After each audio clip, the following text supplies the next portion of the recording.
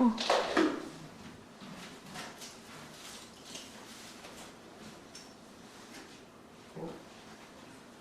뭐 이렇게 해야 되는 거야? 제가 켜드릴까요? 뭘 켜야 되는데? 제가 할게요.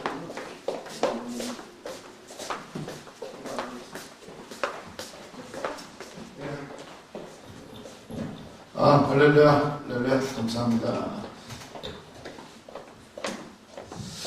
기도 드리고 시작하도록 하겠습니다. 주님 감사합니다. 또 아버지 하나님 일주일 동안 지켜주셨다가 우리 신학생들과 함께 나눔의 시간을 갖도록 하시며 감사를 드립니다. 주여 아버지 하나님 우리 신학교회에 함께 하시고 특별히 이 코로나 사태 가운데 이 어수선한 가운데 우리가 더 믿음을 지키고 많은 사람들에게 참된 복음을 증거할 수 있도록 주여 도와주시옵소서. 원장 목사님 또한 건강 축복 허락해 주시고 교수님들 또 조양 교수님 사모님 건강도 책임져 주시고 우리 모두의 주변에 아픈 사람들 다 책임져 주시옵소서. 함께 나눌 때 우리가 시대를 분별하며 아버지 지혜롭게 이 땅을 승리하게 하옵소서. 언제나 주님 앞에 감사드리며 예수님의 이름으로 기도드렸습니다. 아멘. 어떻게 뭐 집에 가셔서 좀 생각해 보셨어요? 요한계시록 읽어보셨나요? 다 아시죠? 원래 옛날에 다 읽어보셔서 다 아실 테니까 어떻게 뭐 표를 보시면 뭐 좀 이해가 되시나요? 그냥 성경에 나온 순서대로 해놓은 거예요. 근데 이제 추가된 것이 제가 이걸 이제 왜 그려놨냐면 하늘에서 일어나는 일들이 있고 또 그리고 땅에서 일어나는 일들이 있죠. 그리고 또 무저갱이 나와요. 무저갱에 보면 중간중간에 무저갱이 몇 번이 나와요. 무저갱에서 황충이 때가 올라와서 이제 뭐 사람들을 죽이고 이제 전쟁을 표현한 거죠. 전쟁을 황충이 때가 나와서 그 장면이 몇 번이 나와요. 그래서 결국은 천년왕국 그때 이제 무저갱에다가 사단을 결박시켜 놨다가 천년이 차고 나면 다시 잠깐 놓여가지고 나왔다 들어갔다 이래요. 애들이 보면 그 황충이 귀신이죠. 귀신 사단의 세력들 이게 몇 번을 들락날락 해요. 무저갱에서. 그리고 맨 마지막에 이제 유황불에 다 쳐 들어가는 그런 이제 이런 구조로 되어 있는데 그래서 이제 이거를 그려보니까 무저갱 그래서 이제 왜 이런 걸 하냐면 천년왕국 때문이죠. 이제 천년왕국 때문에 보니까 무저갱이 천년왕국 때만 있는 게 아니라 그전에도 이미 있었어요. 그리고 예수님 때도 예수님이 그 귀신 들린 청년 무덤 앞에서 막 그 사람들 못 지나가게 하고 그 군대 귀신 들린 청년이 있죠. 그 사건 잘 아시죠? 그 사건에서 보면은 그 귀신 들린 청년이 막 몸을 막 찢고 막 뭘 묶어놔도 막 다 끊어버리고 그때 이제 예수님이 그 청년을 이제 치료해 주시려고 딱 지나가시는데 귀신이 와가지고 엎드려가지고 왜 벌써 오셨습니까? 아직 때가 아닌데 나보고 절대 무저갱에는 들어가라 하지 마시고 아직 때가 아닌데 왜 벌써 오셨냐고 이러면서 이제 막 그러는 장면이 나와요. 그리고는 이제 그래 그러면 저 돼지떼로 들어가라 이래가지고 이제 돼지떼로 들어가서 다 몰살 당하는 이런 장면. 그 이제 무저갱이 성경에 한 그 정도 한 5번 그 정도 나와요. 요한계시록에 다 나오고 그리고 한 번은 그 귀신 들린 군대 귀신 들린 청년 그 기사에서 이제 한 번 나오게 되는데 그래서 보면 이게 그리면서 생각해 보니까 어떤 천국이랄지 무저갱 이거는 지금 어떤 이 우리 눈에 보이는 공간이 아니죠. 그 어떤 영적인 세계라고 할 수가 있죠. 3차원이 아니라 어떤 4차원적인 우리 눈에 보이지 않는 그런 영역임을 우리가 알 수가 있어요. 그래서 귀신이 죽나요? 뭐 돼지떼에 들어가서 죽은 게 아니죠. 귀신은 죽는 존재가 아니에요. 영적인 존재예요. 영적인 존재. 그렇다면 그런 걸 보면서 우리가 그래서 이렇게 임의로 무저갱까지도 그릴 수 있었는데 그렇게까지 하는 건 그렇고 그래서 이제 조금 이제 추가를 했어요. 그래서 이제 17장에서 18장 그 부분을 보시면 거기가 하나가 추가가 됐죠. 부적용에 이제 17장 8절에 보면 잠깐 들어갔다가 나온다는 그런 기사가 다시 한번 나와요. 그리고는 이제 20장에서 마지막에 이제 한번 나오게 되는데, 그래서 이걸 전부 다 이렇게 종합해 보니까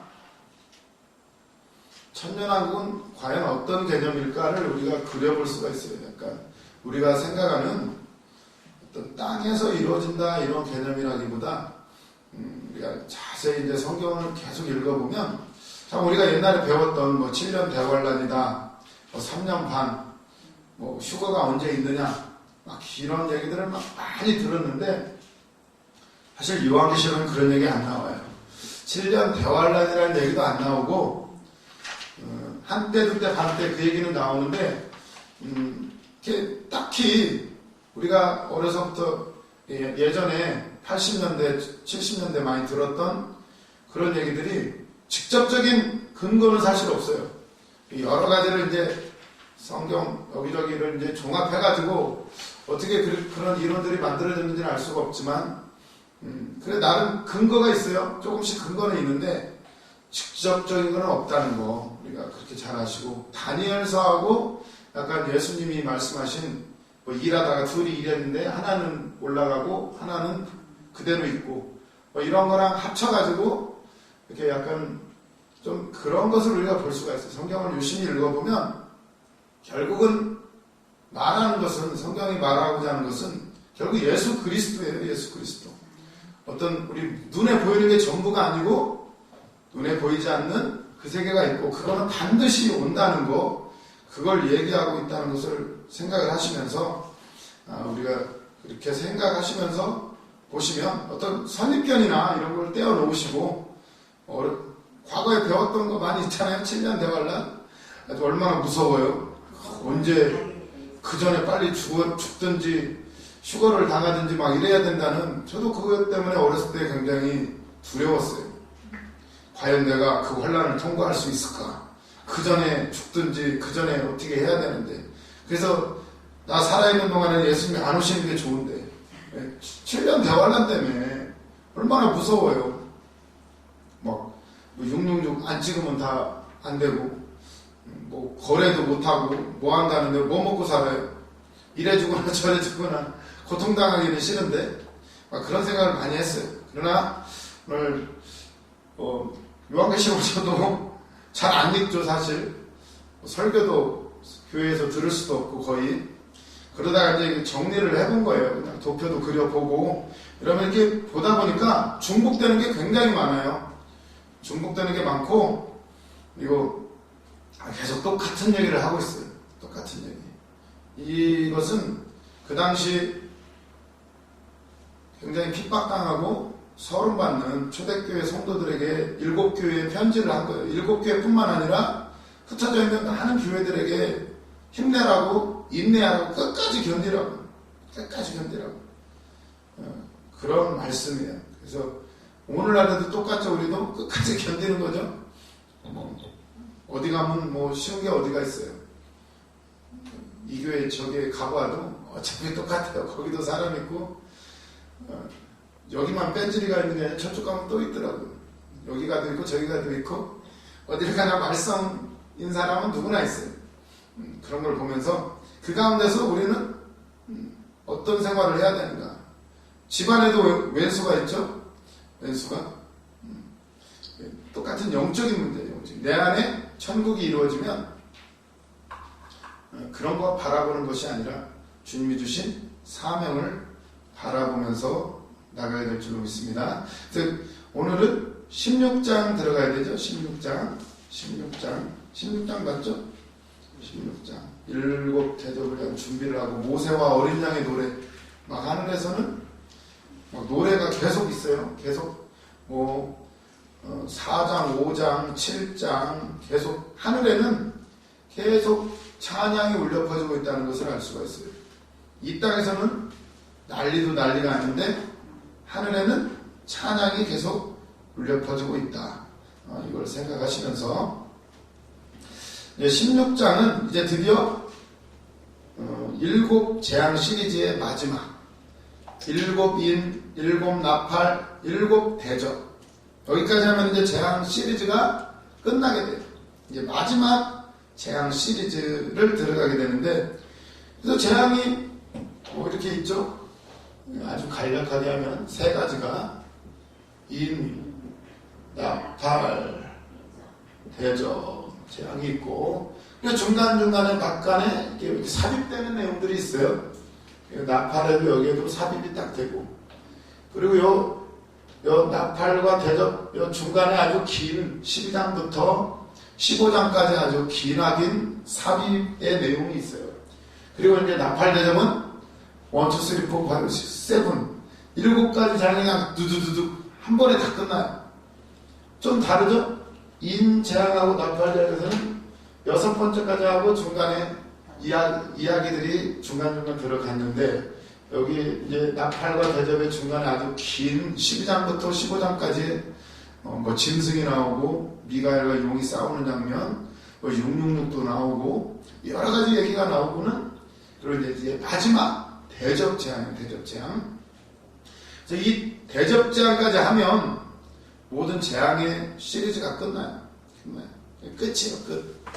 그래서 이제 이 대접, 끝이 아닌데 뒤에 보면 뭐 바벨론 멸망 얘기도 나오고 또 여러 가지가 나오게 되는데, 일단은 재앙 시리즈는 여기까지 끝이 나게 돼요. 끝이. 그래서 보면 이 마지막이라는 얘기가 계속 나오죠. 이제 16장 보면서 차차 나누도록 하겠습니다. 그래서 16장 1절을 보겠습니다. 16장 1절, 또 내가 들으니, 또가 나오죠. 듣는 것도 많고 보는 것도 많고, 또 내가 보니, 또 내가 들으니. 그래서 또 내가 들으니 성전에서 큰 음성이 나서 일곱 천사에게 말하되, 이제 몇 페이지냐면 7페이지에 가서 이제 8페이지로 넘어가야죠. 8페이지부터 보시면 돼요. 8페이지 밑에 페이지가 적혀있죠. 8페이지. 일곱 대접 재앙의 실행, 이렇게 나오는 거죠. 8페이지. 앞부분에 6페이지까지 있고, 그 다음에 또 넘겨보시면 1페이지부터 다시 시작이 돼서 8페이지가 나올 거예요. 두 개로 나눠서 이렇게 타이핑을 치다 보니까 그렇게 됐어요. 8페이지 펴셨죠? 자, 펴시고, 거기에는 집중하지 마시고, 대충 보시고, 본문을 보시면, 또 내가 들으니 성전에서 큰 음성이 나서 일곱 천사에게 말하되, 너희는 가서 하나님의 진노의 일곱 대접을 땅에 쏟으라 하더라. 성전에서 큰 음성이 나요. 그 전에 보면 15장에 보시면 15장 5절에 또 이 일후에 내가 보니 하늘의 증거장막의 성전이 열리며 일곱 재앙을 가진 일곱 천사가 성전으로부터 나와 맑고 빛난 세마포 옷을 입고 가슴에 금띠를 띠고 네 생물 중에 하나가 영원토록 살아계신 하나님의 진노를 가득히 담은 금대접 일곱을 그 일곱 천사들에게 주니 하나님의 영광의 능력으로 말미암아 성전에 연기가 가득 차매 일곱 천사 일곱 재앙이 마치기까지는 성전에 능히 들어갈 자가 없더라. 이렇게 나왔어요. 일곱 재앙, 이게 마지막 일곱 대장 재앙이 끝마치기 전까지는 이제 그 하늘의 성전에 들어갈 자가 없는 거예요. 이게 끝나야 종말이 오고 모든 심판이 끝나고 이제 되게 되는데, 그전에 이제 증거장막선이 열렸어요. 이제 활짝 이제 하늘문이 열린 거고, 전번에도 말씀드렸지만 증거장막 성전이 열린다는 의미는 많은 의미가 있죠. 의미. 구약시대 때는 어땠죠? 1년에 한 번 속죄절날 증거장막선에 그 법궤가 들어있는 지성소죠. 지성소. 거기가 열린다는 것은 마지막 속죄의 제사를 드리러 가는 장면이에요. 열린다는. 그 안에는 법궤가 있고 언약궤가. 법궤 안에는 뭐가 들어있다고 했죠? 십계명 돌판, 그리고 아론의 쌍난지팡이, 그리고 만나 항아리. 그게 이제 들어있고 시은자라는 걸로 이렇게 뚜껑을 덮어놨어요. 그래서 뚜껑을 열어보는 자는 죽어요. 그냥 열어보면 죽죠. 성경에 많이 나오고 또 열어봤다가 알아도 죽고 몰라도 열어봤는데 이방인들 블레셋 사람들이 열어봤다가 죽죠. 뚜껑 열어봐가지고 우리도 뚜껑 열리면 죽는 거죠. 잘 덮어둬야 돼요. 뚜껑이 열리면 안 되는데, 왜냐하면 뚜껑이 열리면 이 안에 있는 온갖 더러운 것들 승질 다 나오죠. 잘 덮어둬야 되는데, 그래서 이제 그 법궤, 저번에도 설명드렸지만 법궤 안에 그런 것들이 들어있어요. 법궤 안에 들어있는 건 사실 그게 기적의 역사지만 사실은 십계명은 우리의 죄하고 연관이 되어 있어요. 십계명 돌파. 거기에 비춰보면 죄 안 지은 사람이 하나도 없어. 다 걸려요. 제1계명, 나의 여호와의 외에 다른 신을 섬기지 말라. 2계명, 우상을 만들지 말라. 우상 없는 사람이 어디가 있어요? 없으신가요, 우상? 자녀. 자녀보다 큰 우상이 있을까요? 다른 건 다 참아도 우리 새끼들 건드리면 가만히 안 두죠. 죽는 거죠. 우상이에요, 우상. 따지고 보면. 그게 참 어렵죠. 우상 없는 게 돈이 우상이고, 또 어떤 사람은 인물이 너무 좋다 보니까 인물이 또 우상이고, 다른 건 다 참아도 그런 건 못 참죠. 여러 가지가 있어요. 아무튼 우상 안 걸리는 게 없어요. 돌판. 그래서 언약궤를 열면 그래서 죽는 거예요. 왜? 죄를 보니까. 하나님이 죄를 보시게 되니까 죽는 거예요. 아론의 쌍난 지팡이. 아론의 쌍난 지팡이는 권위에 도전한 거죠. 하나님이 세운 종 모세, 아론, 미리암. 왜 니네들끼리만 다 해먹냐? 우리도 돌아가면서 하자.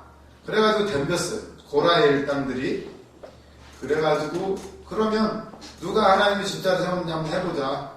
각 지파마다 지팡이 하나씩 들고 나와라. 그랬더니 그 다음날 아론 지파, 레위 지파에 싹이 나요. 그래서 이제 그러고 나서 땅이 갈라져가지고 그 일당들 다 삼켜버리고 땅이 꽉 닫혀버려요. 무시무시하죠. 그래서 회개해야 되는데 죽었다고 또 떼거지로 달려들어가지고 모세 니네들 때문에 얘네들 죽었다고 또 달라들어요. 그래가지고 전염병이 또 퍼져가지고 또 한 만 명이 넘게 죽죠. 그런 장면들 봐도 믿지를 않아요. 그런 장면. 또 만나 항아리. 만나 때문에 얼마나 말이 많았어요. 만나. 이것만 먹고 우리가 살 수가 있냐고. 또 고기 좀 달라고. 그래가지고 또 많이 죽어요. 또 고기를 이 사이에 뭐라고 그러죠? 성경의 표현이 다 씹기도 전인가 이 사이에 죽는 거죠. 죄 때문에. 우리도 아마 광야에 있었으면 여러 죽었을 거예요. 이 중에서도 이것만 먹고 살 수가 있냐고. 만나만 먹어야 돼요. 만나만. 환장하죠. 이것만 먹고 살 수가 없다고. 아무튼 증거장막 성전이 열려요. 근데 뚜껑을 덮어두죠. 그거 보면 죽으니까. 근데 1년에 한 번씩 속죄절날 제사장이 피를 담아가지고 그 뚜껑에 보면 시은자라고 그러죠. 이거 천사 날개 있고 여기 뚜껑에다가 피를 부으면 그 피가 쫙 여기를 덮어요. 그리고 하나님 뭘 보신다? 죄를 보지 아니하시고 피를 보신다. 피를 보신다. 그게 용서가 되는 거예요. 용서가. 피. 대가를 치렀으니까. 불순종의 대가. 죽음이에요. 죽음. 피. 죽음의 흔적이죠. 피를 쫙 들이면 됐다 하고는 이제 용서가 되는 거예요. 그래서 이제 증거장막이 성전이 열리는 거죠. 이제 마지막 심판을 의미하게 돼요. 뚜껑이 열렸어요. 이제 큰일 나는 거죠.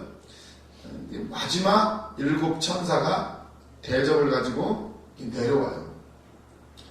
성전이 연기가 가득 차고 재앙이 마치기까지는 성전에 들어갈 자가 없더라. 이렇게 하면서 16장으로 넘어가게 되는데 이제 큰 음성이 나온다고 해야 되죠. 큰 음성.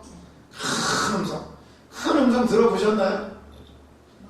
사랑하는 딸 들어보셨어요? 좀 세미한 음성은 들어보셨죠? 감동으로 싹 오는 거. 뭔가 귀로 들리는 것 같기도 하고 안 들리는 것 같기도 하고 이 가슴에서부터 밀려오는 음성들. 근데 큰 음성이라고 이게 표현을 해요. 16장에 큰이라는 단어가 많이 나와요. 큰 음성이 들리고 9절을 보면 사람들이 크게 태움에 태워진지라. 막 대접을 해에 쏟아버리니까 아마 태양빛이 아주 뜨거워졌는지 어쨌는지 크게 사람들이 막 꽃이 나요. 태워져요.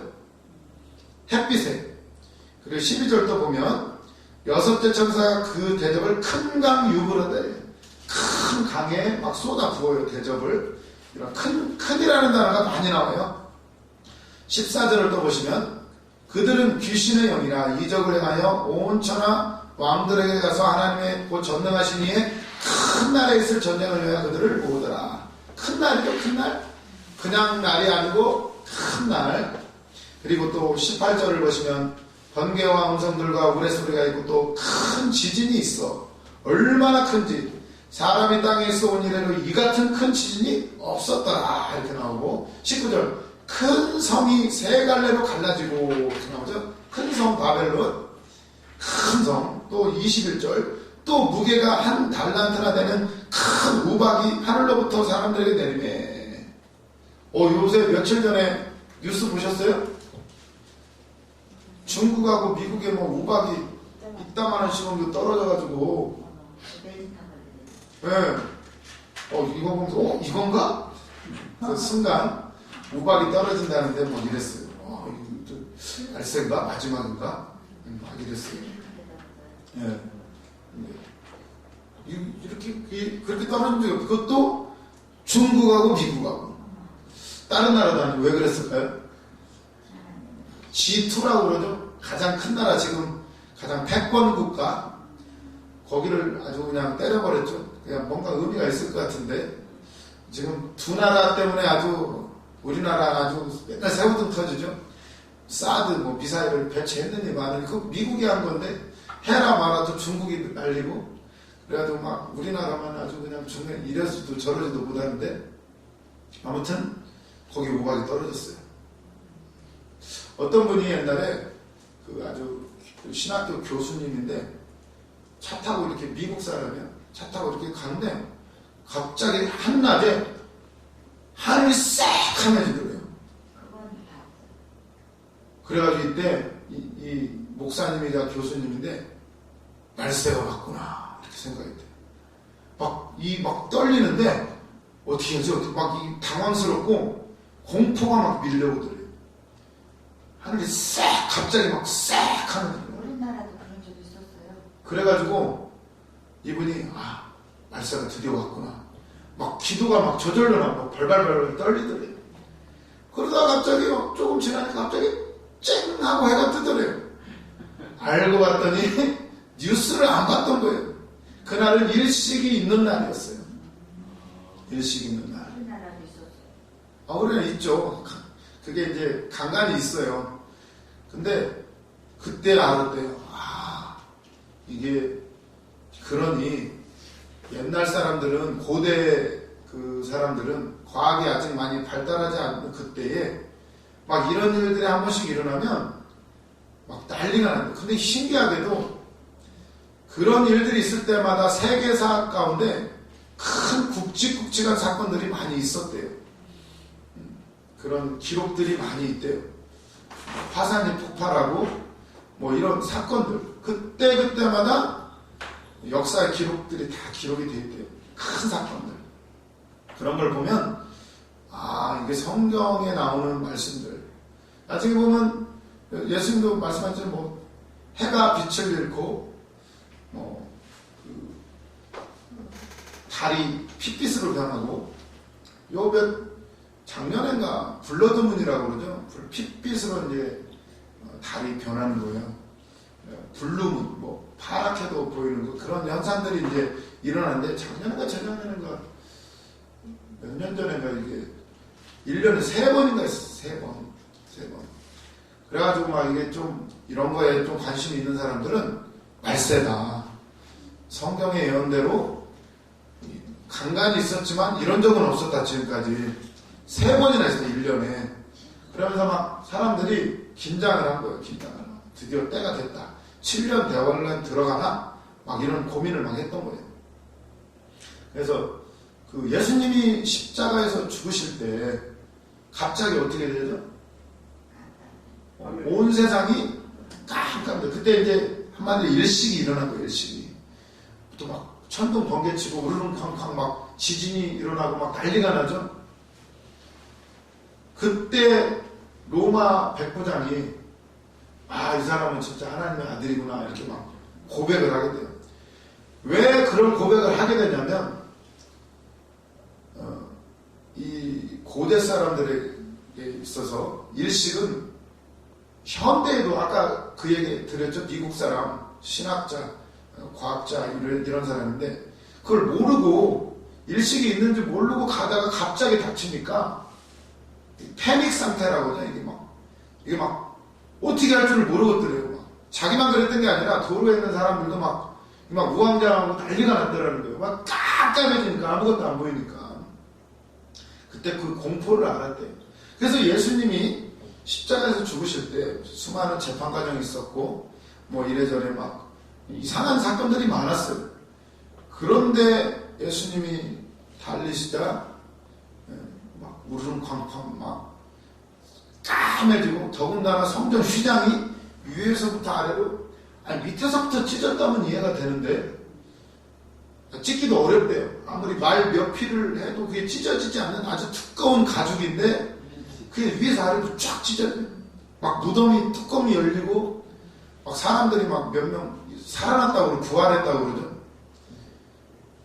놀라운 현상이에요. 그때 그 공포가 얼마나 공포스러웠는지 대제사장들 이런 사람들 막 발발발 떨어요. 막 시체 자기들이 두려워해. 예수님 부활 알아요. 자기들이 막 무덤 지키게 하고 시체 못 훔쳐가게 막 이렇게 하고 무서워 벌벌벌 떨었다는 거예요. 뭔 얘기하다가 뭔 얘기했죠?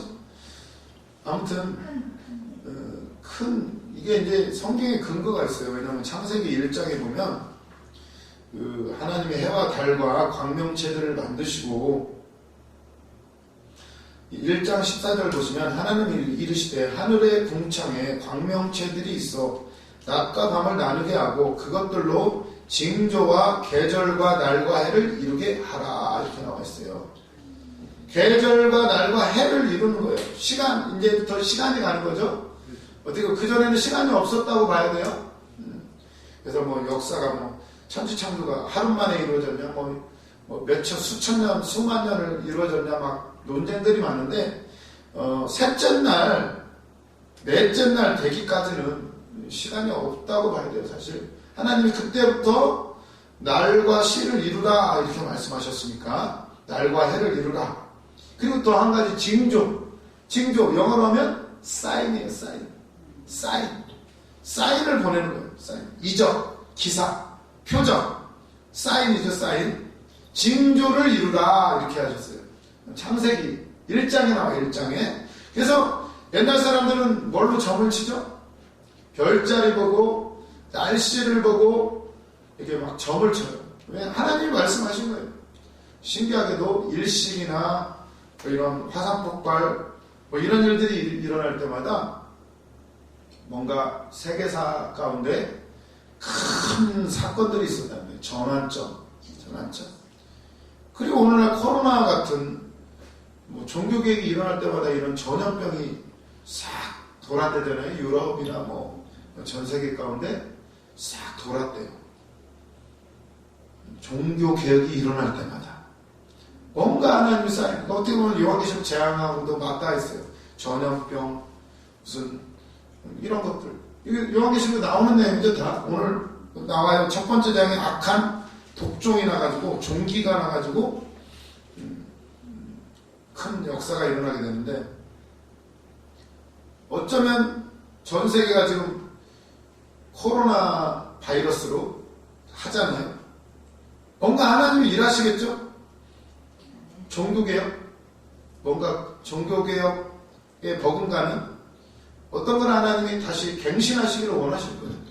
뭔가 지금 물론 우리가 다른 부흥을 많이 이뤘지만 뭔가 하나님이 다시 한번 갈아엎는 일을 하시지 않을까. 그걸 보면서 우리는 더 깨어 있어야 되는데 이 요한계시록에도 이제 오늘 본문에도 대접제 첫 번째가 뭐든지 큰 음성이 난다. 큰 음성. 큰 음성은 뭘 의미하는가? 프린트물 보세요. 8페이지 보시면 큰 음성은 그냥 큰 음성이 아니에요. 소리가 크다는 얘기보다 큰 음성이다. 우리가 뭐 큰 사람이다 그런 거요. 키가 큰 게 아니고 그 사람이 마음이나 인격의 됨됨이가 크다 이렇게 생각을 하는 거죠. 큰 음성, 큰 소리. 이 큰이라는 단어가 등장할 때에는 그냥 음향이 엄청나다는 것이 아니고 그것만이 아니라 하나님의 확정된 일이 발표될 때, 진행될 때, 하나님의 확정된 계획에 본격적으로 내용들이 보여질 때 크다는 표현을 쓴다 이렇게 되는 거예요. 큰 이적, 홍해를 가르시고 여리고성을 무너뜨리시고 뭔가 큰 이적, 큰 음성. 저도 한번 큰 음성을 듣긴 했는데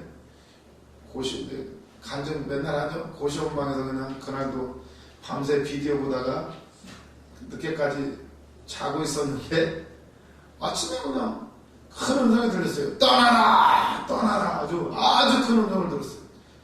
귀로 들리는 건 아닌데 굉장히 컸어요. 그리고 귀가 아팠어요. 귀가 아플 정도로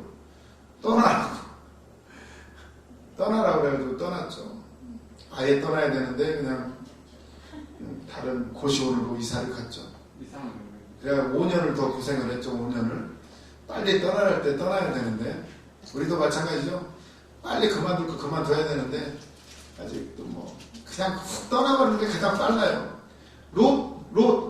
롯과 그 가족들 빨리 떠나라면 떠나야 되는데 그냥 뭐 이것저것 챙기느라고 아유 저까지 가다가 죽겠으니까 좀 저 산까지는 못 올라가요. 좀 봐주세요. 그래가 소알성이라는 거기로 가잖아요. 거기 가다가 또 마누라는 또 뒤돌아봐가지고 보지 말라니까 꼭 봐요. 그래가지고 또 소음기둥이 되고 뭐 이래저래 그런 사건들. 떠나갈 때 빨리빨리 떠나야 되는데 지체하면 뭔가 일이 생겨요. 지체하면. 그러면 크다는 것은 그냥 소리만 큰 게 아니고 어떤 하나님의 확정된 일이 발표되는 거예요. 드디어 때가 되는 거예요. 진행이 될 때. 근데 지금 큰 음성이 나서 일곱 천사에게 말하는데 너희는 가서 하나님의 진노의 일곱 대령을 땅에 쏟으라 하더라. 그러면서 2절 첫째 천사가 가서 그 대접을 땅에 쏟음에 짐승의 표를 받은 사람들과 그 우상에게 경배하는 자들에게 악하고 독한 종기가 나더라. 첫 번째 대접을 쏟았는데 누구한테요? 종기가 나요. 악한 종기. 악성 종량이죠. 어떻게 보면 악한 종기. 누구한테 나요? 짐승의 표를 받은 사람. 그 우상에 경배하는 사람에게 악한 종기가 나요. 코로나 사태도 자 우리가 안 나야 돼요. 우리는 왜냐하면 교회적으로도 그렇고 어떤 면에서도 나도 회개를 하면 돼요. 회개를. 주님 주님이 지켜주시는데 아무튼 우리가 어떤 사건을 보면서도 항상 깨달아야 되고 하나님 무슨 말씀을 하시나 지금 하나님 크게 말씀하시는 거죠. 오늘날 우리에게도 코로나 사태를 통해서도 큰 음성 뭔가 하나님의 확정된 일이 지금 발표되고 있다라고 봐야 돼요. 악한 독한 종기가 짐승의 표를 받은 사람 짐승의 표를 받은 사람들에게 내는데 짐승의 표는 뭔가요? 짐승은 뭐죠? 짐승 바다에서도 올라오고 땅에서도 막 올라왔죠. 짐승이 일단은 사탄인데 사탄 용이기도 하고 짐승은 사탄의 용의 하수인이죠. 용으로부터 권세를 받아서 머리가 7이고 뿔이 10개가 있어 거기다가 왕관을 하나씩 쓰고 그리고 있는 짐승 왕관 짐승이 지금 우리 눈에는 어떻게 드러나? 현실에서는 우리 눈에 보기에는 그 당시 초대교회 성도들에게 짐승은 뭘까요? 예, 로마 황제, 권력자들. 로마 황제예요, 황제. 왜냐, 그때 가장 큰 우상은 황제예요, 황제. 황제에게 경배하라는 거예요. 황제에게 절하라는 거죠. 가장 문제되는 게 그거였어요. 뭐 우상 숭배. 기독교인들이 가장 눈에 가시가 됐던 이유가 다른 종교는 뭐 잡신들, 뭐 다신이죠, 다신. 그걸 하라고 하는 이유는 황제 숭배 때문인데 기독교는 그게 타협이 안 되네요. 타협이. 유대교도 대충 어물쩍 이렇게 제사장들하고 이렇게 좀 이렇게 해가지고 좀 약간 타협을 했어요. 타협. 조금 서로 타협을 했다고요.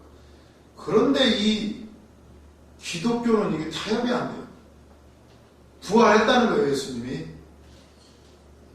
그리고 막 퍼뜨리고 다니고 타협을 안 해요. 짐승의 표를 받아 매매를 못 하는 거예요. 프린트물 2번에 동그라미 1번 보면 첫 번째 대접은 땅 위에 임한다 이렇게 돼 있죠. 대상자는 짐승의 표를 받아 경배한 자들. 짐승은 당시 로마 제국의 황제를 지칭하는 말이다. 짐승처럼 막 물어뜯고, 짐승이라는 표현이 많이 나오죠. 다니엘서에도 보면 4마리 짐승, 또 여기 요한계시록에도 짐승이 4마리가 나오죠. 4마리가 사자, 독수리, 뭐 곰, 표범인가 하나는 뭐 조금씩 달라지는데 짐승. 그리고 그 뒤에는 사단이 있지만 그에게서 권세를 받은 세상의 어둠의 악한 세력들, 황제를 의미하게 되는데 그 황제의 이름은 히브리 개념으로 풀면 666이죠. 그게 짐승의 숫자 666, 황제의 이름. 그리고 이 666을 숭배하도록 강요하는 문화가 바로 도시마다 길드라는 상인조합. 장사를 해먹어야 돼요. 그 조합원이 돼야만이 장사를 할 수가 있어요. 조합에 가입하려면 황제에게 절을 해야 돼요. 이런 시대. 그게 666이죠. 표를 받은 자. 그 사람들에게 악한 종기가 나는 거죠. 대접을 부었더니 우리하고 상관이 없죠. 우리는 666하고 상관없으니까. 근데 잘 생각해 보시자. 내 안에 진짜 666이 없나? 진짜로 없나? 우리도 좀 이렇게 타협하지는 않나? 떠나갈 때 떠나야 되는데 항상 우리는 생각을 해봐요. 냉정하게. 이들에게 악하고 독한 종기가 납니다. 독한 종기는 뭘까요? 종기는 뭐 전염병이기도 하지만 영적으로 하면은 사실은 어떻게 영적인 고통이죠. 고통. 영적인 고통. 예수 그리스도 안에 있지 않은 사람은 다 고생을 하는 거예요. 예수 믿어도 고생스럽던데요? 아직 잘 몰라서 그래요. 진짜 그 세계. 예수 은혜 밑에 있지 않은 사람 고생해요. 도둑질하고 사기치고. 나는 사기 안 쳤는데 사실은 조금씩 거짓말해요. 아주 냉정하게 따지면 수시로 거짓말을 하죠. 우리 도둑질하고 사기치고. 도둑질 11조 안 해도 도둑질이에요. 조금씩 좀 더 한 번은 봐주시면 되죠. 하나님. 그렇다는 거예요. 도둑질을 하겠죠. 근데 그 자체가 형벌이라는 거예요. 아니 세상 사람들은 저 권력 가진 사람들 얼마나 사기 많이 쳐요? 주가 조작, 뭐 얼렁뚱땅 이렇게 저렇게 해서 막 뉴스에 맨날 나오죠. 땅 투기 다 저기에요. 뭐 LH 사건 요즘에 막 터져 나오는 거, 뭐 LH만 그러나요? 다 알고 하는 건데. 돈 많이 벌고 참 부럽죠. 우리도 그런 거 알면 할 텐데. 대출 받아가지고 얼렁뚱땅 이런 생각을 한단 말이에요. 이런 생각 자체가 천국하고는 아무 상관이 없어요. 우리의 사명. 도둑질하고 사기치는 그 자체가 형벌이라는 거예요. 결국 이 영적인 악한 종기, 영적인 무지, 영적인 고통. 돈을 많이 가져도 왜 이렇게 불안하죠? 그거 막 지키느라고, 그죠? 누가 도둑질해 갈까봐 막 금고를 막 비싼 거 집에다가. 은행에는 못 갖다 놔요? 그 계좌 추적당하면 다 들통나니까. 금고에다 갖다 놓죠? 금고에다가. 그리고 막 경호원들 세워놓고. 누가 그러더라고요. 제가 예전에 공부할 때, 야, 우리는 얼마나 좋냐. 야, 재벌들 좋을 것 같냐? 재벌들 경호원 아니면 못 다닌대요. 왜 그러죠? 가진 게 많고 그만한 부를 쌓을 때에는 원한 가진 사람들이 많다는 거예요. 원한 가진 사람. 그 사람 때문에 망한 사람들이 있잖아요. 어떻게 될지 몰라요. 항상 경호원을 달고 다녀야 된대. 마음대로 슈퍼 못 간대. 유명해지면 좋겠지만 사실은 감옥살이라는 거예요. 감옥살. 얼마나 좋으냐는 거예요. 마음껏 다녀도 되고 그런 얘기를 하는데, 야, 참 세상은 있으나 없으나 똑같구나. 진짜 내 안에 거리낌이 없고 예수 그리스도로 살아야지. 결국 고통이라는 거예요. 이 자체가 도둑질, 사기치고 돈 많이 벌어도 얼마나 불안할까요? 그러니 안 죽으려고 몸에 좋다는 건 다 사먹죠. 어떻게든 생명 연장해 보려고. 왜? 그거 놓고 가는 게 얼마나 억울할까요?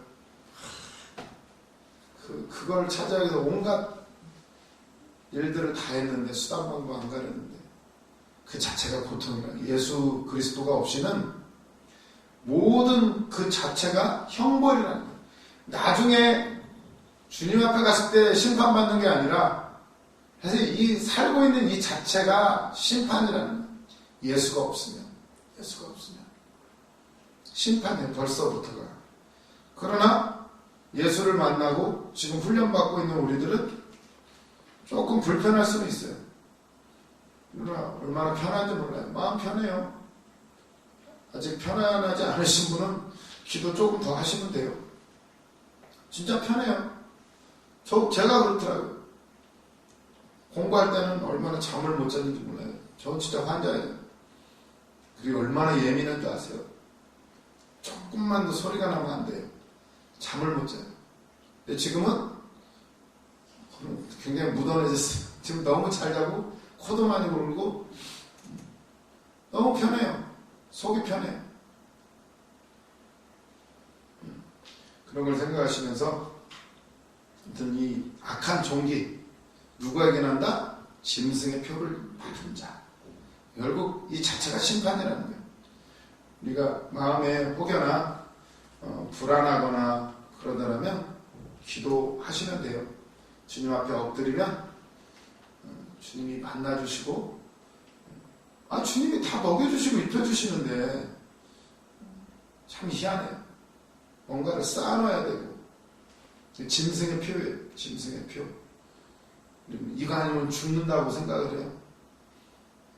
하지만 우리에게는 예수 그리스도가 항상 함께 하신 것을 믿으시기를 바랍니다. 우상에게 경배하는 자에게 악하고 독한 종이. 두 번째 3절을 보시면, 둘째 천사가 그 대접을 바다에 쏟음에 바다가 곧 죽은 자의 피같이 되니 바다 가운데 모든 생물이 죽더라.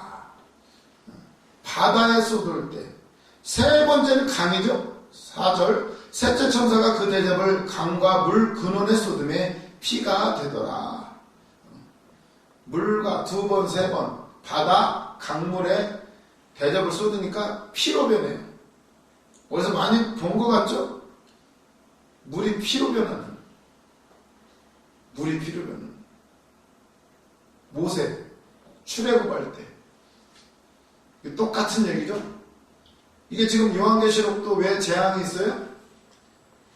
믿음의 백성들 구원하시기 위한 거죠. 고통 가운데 있는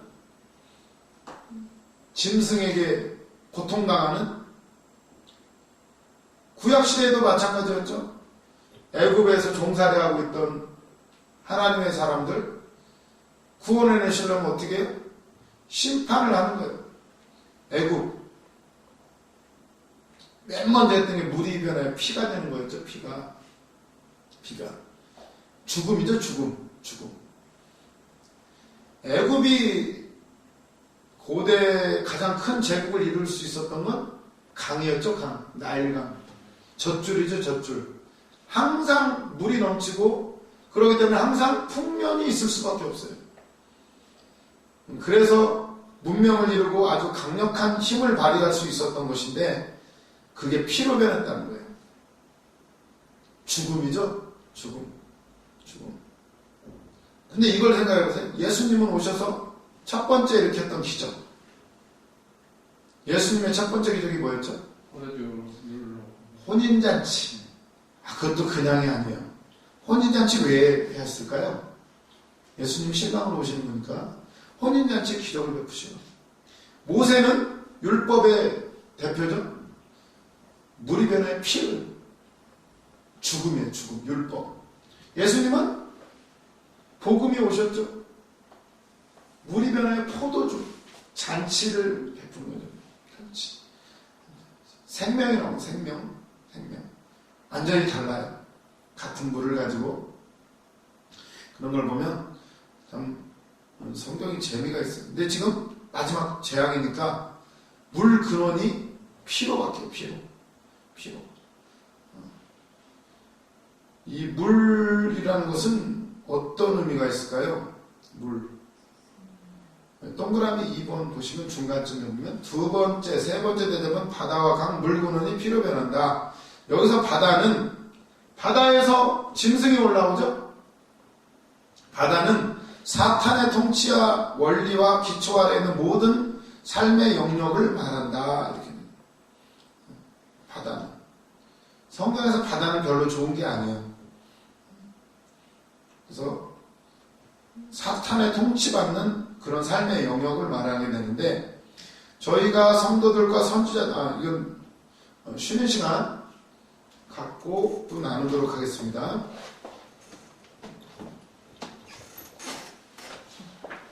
거기 6장 99절이라고 되죠? 저희가 성도들과 선지자들의 피를 많이 흘렸기에 피를 마시게 하는 것이 합당하다.